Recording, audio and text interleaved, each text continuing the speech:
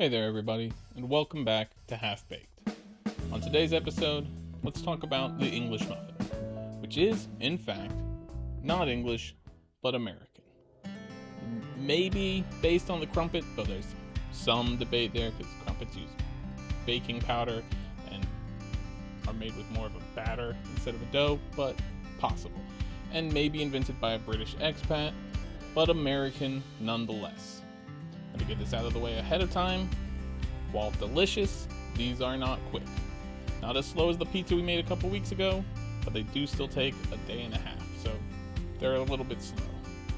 To begin, you're going to want to start with a starter or a pouliche. It's going to have 3/4 of a cup of flour, half a teaspoon of yeast, half a cup of water. Mix until completely smooth before covering and letting sit for at least an hour, up to 12. The longer it sits, the more flavor it'll have.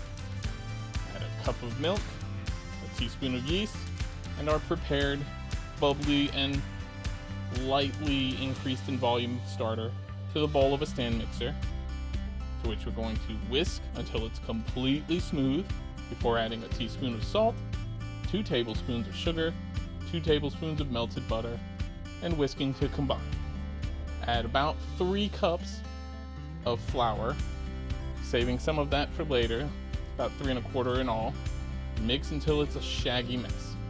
Turn your stand mixer on to low and mix until it becomes slightly tacky and smooth, but pulls away from the side of the bowl, adding extra flour as needed. Shape into a loose ball, grease, cover, and sit for 24 hours before dividing into 10 to 12 even pieces, depending on how big or small you want your muffins.